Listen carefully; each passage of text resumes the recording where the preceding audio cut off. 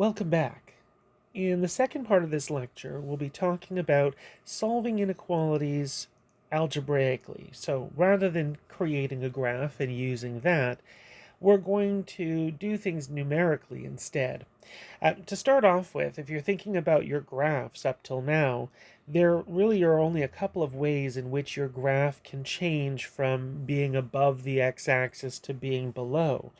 That could be at your zeros, your roots, your x-intercepts. Those would be places where you could change from being above to below the x-axis. Or in the case of a rational function at a vertical asymptote, that could be where you change from being above to being below the x-axis. Or at a hole, that's another possibility. Maybe you have a hole and it's at the hole where you change from being above to below the x-axis. So that's sort of motivating this idea here that first, if we're looking to solve an inequality, we'll begin by moving everybody to one side so that zero's on the other, so that we're thinking about a rational function being less than 0 or greater than 0, or a polynomial being greater than 0 or less than 0. And once we have that, next we'll find all those places where our function can change from being above to below the x-axis. That would be at all the zeros, all the roots, all those x-intercepts. If you had a rational function, you'd also be looking at any place where the denominator is 0, so that would be vertical asymptotes, that would be holes. And then you would take all of those places and put them all in a number line. And the idea here is that you know that those places are the only places where you can change direction from being above to below the x-axis. So that means that in between those numbers on your number line, the graph must always be above or always be below the x-axis at each of those little intervals. That's what I'm saying here, that we'll plot those numbers on a number line, and this will split our number line into smaller intervals, so that each interval will either be a spot where the graph is above the x-axis or below the x-axis. And like I said, we won't be actually graphing the function. What we'll do is be using some test points. Pick a test point from each interval, and then find out, does it give you a positive value for your function or a negative value for your function? And then based on that, we'll be able to conclude where our function is above or below the x-axis. We will have to be careful here, of course. Remember that if we're thinking about an inequality like less than or equal to 0 or greater than or equal to 0, we'll have to include places where we're at the x-axis. And of course, that won't include things like vertical asymptotes and holes, only would include things like x-intercepts. So let's take a look and do a couple of examples. So this one's already started out for us nicely in that we've got our rational function on one side, and we're looking for where is our rational function greater than 0. And so if I were to just let my function, if I were to call that f of x for a moment, we can see that it factors kind of nicely here. The numerator as x minus 2, x minus 4, and the denominator as x minus 3, x plus 3. So this means that there are two x-intercepts, 2 and 4, and we can see that there's two vertical asymptotes, negative 3 and 3.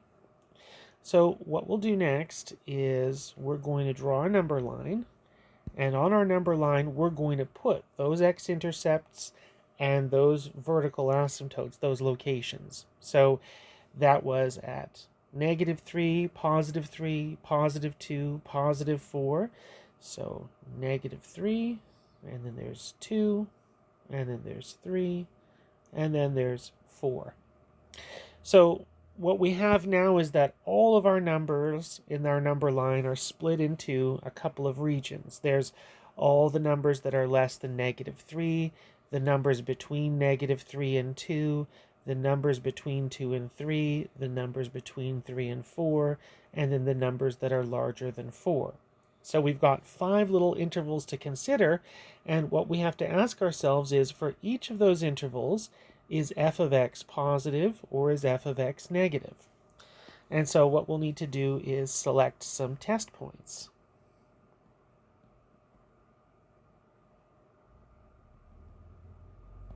So, for example, for a value of x that's less than -3, pick any value you'd like. I'm going to pick a value of -4, and then we find out what happens to our function at -4. And so when I put -4 into my function, I got 48/7. So that's telling me that this interval, the values of x that are less than -3, that's where we are going to be above the x-axis. And I'll do the same thing for all the other intervals. Between -3 and 2, I'm going to pick a value of 0. It doesn't really matter which value you pick, again, as long as it's a value in the interval. So if you picked a value of 0 for x, or 1 for x, or 0.2 for x, you'll get the same sort of an answer. In this case, the answer is that f of 0 happens to be something that's negative. And any value that you pick in that interval will also give you a negative y value. So in that second interval, we must be below the x-axis. And I'm just going to put down the other ones that I found. So I selected x being 2.5, and I selected x being 3.5, and I selected x being 5, and I found for my y values 3/11 and -3/13 and 3/16. So that means that between 2 and 3, we're above the x-axis. Between 3 and 4, we are below the x-axis. And after 4, we are above the x-axis. So now we're ready to go and solve our problem. The original problem was, where is this rational function greater than 0? Or in other words, where are we above the x-axis? And we found that there's 3 intervals where we're above the x-axis. We're above to the left of -3, between 2 and 3, and for values that are larger than 4. So now I can just write out my solutions, and I can say that for my solutions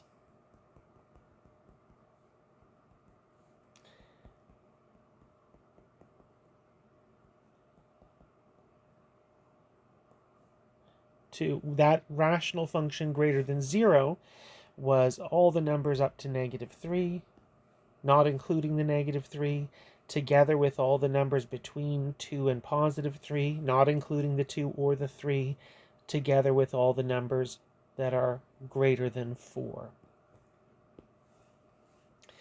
So there we go. We've solved our inequality. Just as a little aside here before I do another example, this also is useful if we were interested in graphing f of x, because that would give us information for all of the parts of our graph of where we at or below the x-axis. Also, if you're thinking about all of these test points that we just found, if we were plotting f of x now, if we were graphing that rational function, we've now got 5 points that we could plot on our graph. Those would be those 5 test points. So this is something where it might also be a useful thing to do if you're just graphing a rational function. You may want to do this sort of number line work anyhow.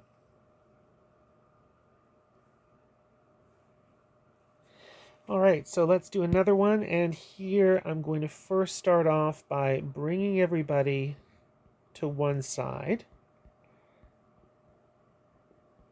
And so here we've got a polynomial greater than or equal to 0. And I'm just going to rename f of x as that polynomial, x to the 4 minus 8x squared minus 9. And this is one that it factors relatively nicely. If you did a little bit of a substitution here, if you replaced x squared with u, then that means x to the 4 would be the same thing as u squared. So that means that really what you have is u squared minus 8u minus 9, which factors as u minus 9, u plus 1. And of course, since u is the same thing as x squared,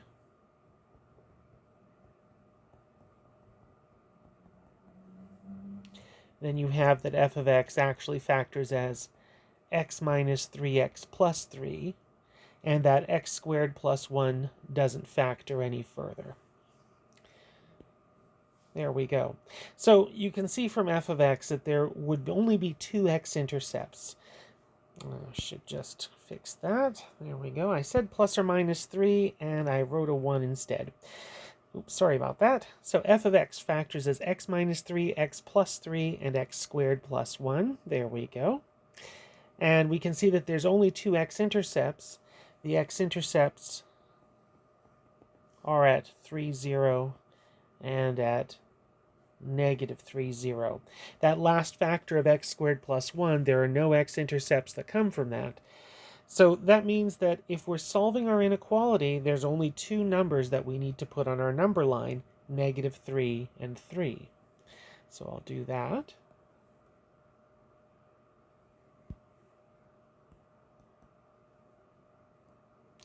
And then same thing that I did before, I'm going to be taking values of x, my test points, and I'm going to be putting them into my function. So when I take my test points, I'm going to take values of negative 4, 0, and positive 4. Again, you can choose any number you'd like, just choose numbers conveniently. There are lots of numbers between negative 3 and 3. Not all of them are nice numbers to work with. 0 is a very nice number, so that's why I've chosen it. For a number larger than 3, I could have chosen anything. I could have chosen 12 billion and 7. It just is a lot easier to work with, like a number like 4. And so now I just need to evaluate and find out what happens when I put negative 4 inside of my function, or 0 inside of my function, or 4 inside of my function. F of 0, that was negative 9 when I calculated it out.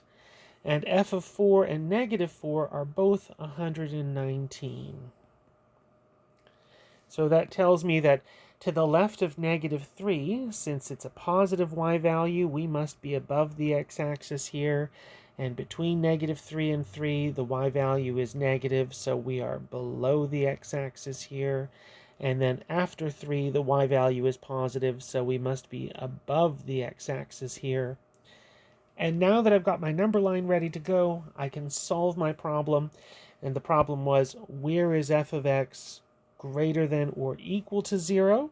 So where are we at or above the x-axis? And if we're looking back, we're at the x-axis at negative 3 and 3, and we're above the x-axis on the far right and far left. So for my solutions, to where f of x is greater than or equal to 0, that's everything up to and including the negative 3, together with everything from 3, including it, and after.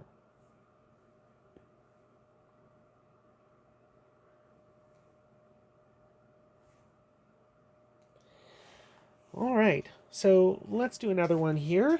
So this one starts with a little bit of an open question. And so the question is something that you probably might be thinking of doing as your first move here, and it's something that you should resist doing. So if you're looking at this, a lot of people might be tempted to say something like, ooh, I should multiply both sides by x minus 1x plus 1 because that would allow me to cancel out my denominators on the left side and on the right side. And then I would have just a nice little polynomial on the left side and a polynomial on the right side, and then everything would be great. Except you run into a problem in a very big hurry here. And this is the reason why I'm saying it's a bad idea. Remember that when we've got an inequality, that if you were to multiply or divide both sides by a negative number, that would change the direction of your inequality. And the problem is that x minus 1 and x plus 1 both could be either positive or negative depending on the value of x. And since we don't know what value of x we're talking about, then I don't know whether x minus 1 and x plus 1 are positive or not, which means I don't know if my inequality would need to change directions.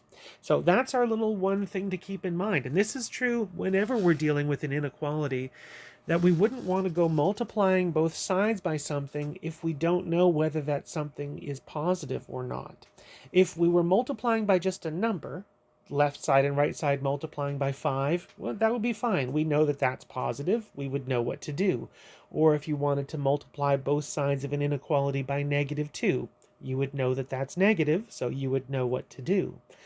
But if you're multiplying both sides by x minus 1, you don't know if x minus 1 is positive or negative, so you don't know if the inequality would need to change directions. And so that's why here I'm saying that clearing out the fractions in this case would be a phenomenally bad idea. If it was an equality, if this were one thing equal to the other, then we wouldn't have to worry. I'd say go right ahead and have fun. But because it's an inequality and there is that added complication that the direction of an inequality will change if we multiply or divide by a negative, then if we don't know if something's negative or not, then we can't multiply both sides by it, or we shouldn't rather. So what I'll do instead is bring that 6 over x plus 1 to the other side.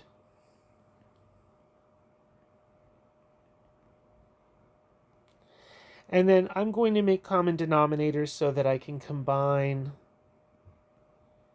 the two fractions together to make one big fraction. So the first one, I multiply top and bottom by x plus 1. The next one, I multiply top and bottom by x minus 1.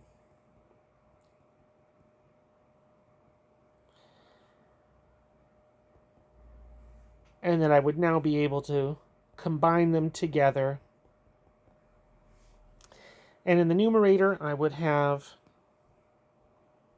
the first two terms being x squared plus x.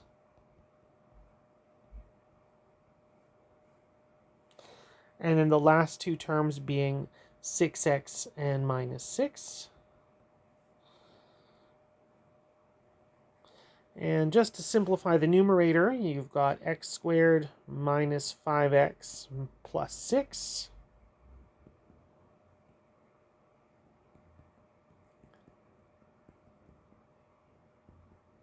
And the numerator now factors as x minus 2, x minus 3. There we go. So I'm going to call f of x that rational function, x minus 2, x minus 3 over x minus 1, x plus 1. And we want to know where f of x, where that rational function is less than or equal to 0. So on our number line, we're going to have to put any values that make the numerator 0. Those would be our x-intercepts of 2 and 3. Or things that make our denominator 0. That would be x being 1 or negative 1. Those are the places where we can change from positive values of f of x to negative values of f of x. So the values of x here, we've got negative 1, positive 2, and positive 3. So let's draw ourselves our number line. And our values that we had, there's negative 1, positive 1, positive 2, and positive 3. And then same thing that I did before, I'll take my different values of x. So here I'm taking my value of x being negative 2. And I found that negative 2, when I put it into my function, gives me a y value of 20 thirds. So that means that in that interval, we are above the x-axis. And for the next interval, I chose 0 as a number between negative 1 and 1. And the y value was negative 6. So we are below the x-axis. Between 1 and 2, I chose 1.5 or 3/2. And I got positive 3/5. So that means we are above the x-axis. Between 2 and 3, I chose 2.5. Which is the same thing as 5/2. And I got -1 over 21. So we are below the x-axis. And then finally, for values that are larger than 3, I chose my test value as being 4 for my x value, and that gave me a y value of 2/15. And so in that interval then, since that's positive, we must be above the x-axis. So just as a reminder, what were we solving? We were looking to solve where is this rational function less than or equal to 0. We want to know where is f of x less than or equal to 0. So we'll include any places where we are below the x-axis. So that would be the interval between -1 and 1, as well as the interval between 2 and 3. But we'll also want to include any places where we are equal to 0, and that includes the x-intercept of 2. That also includes the other x-intercept of 3. It won't include -1, because remember, -1, that's where we have a vertical asymptote, so that point is not on our graph. We're not going to include it.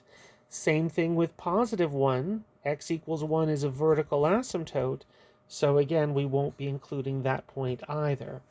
So for our solutions, where are we below or equal to the x-axis? We're below the x-axis between -1 and 1. We're not including the -1 or the 1 because those are vertical asymptotes, so we're not at the x-axis or below it. There's nothing happening at those points. And we're also going to include the values between 2 and 3, where we're below the x-axis. We'll include the 2 because that's an x-intercept. We are at the x-axis. And we'll include the 3 because, again, it's an x-intercept. We are at the x-axis. So my solutions here, everybody between -1 and 1, together with everybody between 2 and 3, including the 2 and including the 3. All right, one last one to do, and this one we've got a function g of x as a nice little square root function, square root of x squared minus 1 over x squared minus 4, and we want to know the domain of g.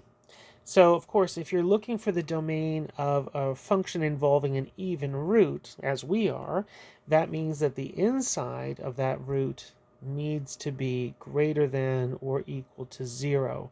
So this is really what we need to solve here. This is why it is actually part of this business of rational inequalities. Even though it's a question about a domain, it leads us to solving an inequality problem. Where is f of x, where is x squared minus 1 over x squared minus 4, where is that greater than or equal to 0?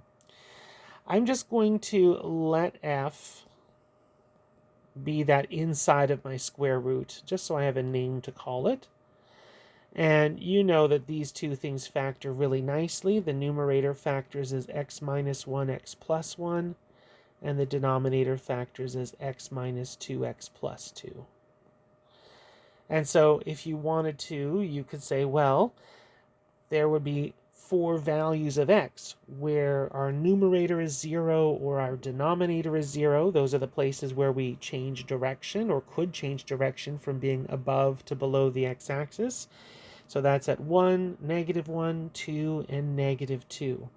So that means that on my number line, I'll have a -2, a -1, a 1, and a 2. And I'll just need to do the same thing that I did before, picking test points and then using my test points to find out what's going on with my function. Now, one thing I could do, and I'm going to just mention this here as a way of being a little bit clever about this. If you're remembering, and hopefully you are, back to earlier parts, we talked about how you could recognize the symmetry of a function, whether it's even or odd. In this case, if you notice that f of x is an even function, and the reason for that, of course, is f of -x is the same thing as f of x. So that means that actually what's happening on the left side of the y-axis and what's happening on the right side of the y-axis are mirror images of each other. I'm mentioning that now because, again, if you're looking at our number line, the one that I said that we would need to create, we know that, again, there's going to be the values of -2, -1, 1, and 2. But because of symmetry, whatever's happening for the values that are larger than 2, that will be the same thing that will be happening for values that are less than -2. Whatever's happening between 1 and 2, that'll be the same as the thing that's happening between -1 and -2. This is a place where, again, symmetry is useful because if you notice that you've got symmetry, you can save the amount of calculations that you need to do. So for my test points, I found that f of 0, I found that that had a value of 1/4. So in this little interval, we are above the x-axis. And I found that for 1.5, the y value was -5/7. So we should be below the x-axis. The interesting thing, of course, is because of symmetry, we know that f of +3/2 should be the same thing as f of -3/2. And in fact, if you chose -3/2, you would also get a y value of -5/7, and you would also conclude that you are below the x-axis. So I did that courtesy of symmetry. I knew that those two values should be equal to each other. And indeed they are. If you didn't notice the symmetry, you'd have one more thing to calculate. But if you notice the symmetry, then you've saved yourself a little bit of work. Similarly here, for a value larger than 2, I chose 3. And I found that my y value is 8/5. So we should be above the x-axis. Because of symmetry, I should know then that for f of -3, it should also be 8/5. And we should also be above the x-axis. Again, if you didn't notice the symmetry, then you could have found it just by calculating f of -3 and noticing, oh yeah, we did get exactly the same y value. Okay, so we've got our numbers calculated out. We know where we're above or below the x-axis. And a reminder of what we were doing, we were solving for where is f of x greater than or equal to 0. So we're looking for any place where we are above or at the x-axis. And we know where we're above the x-axis. We just now need to think about where are we at the x-axis. So remember that looking at our function, the x-intercepts were at 1 and -1, and the vertical asymptotes were at 2 and -2. So -2, that's a vertical asymptote. We're not including it.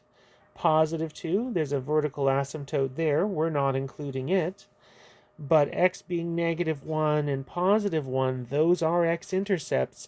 So those will be places where we are at the x-axis. So if we're looking to solve where is this thing 0 or greater, or in other words, what's our domain of g of x,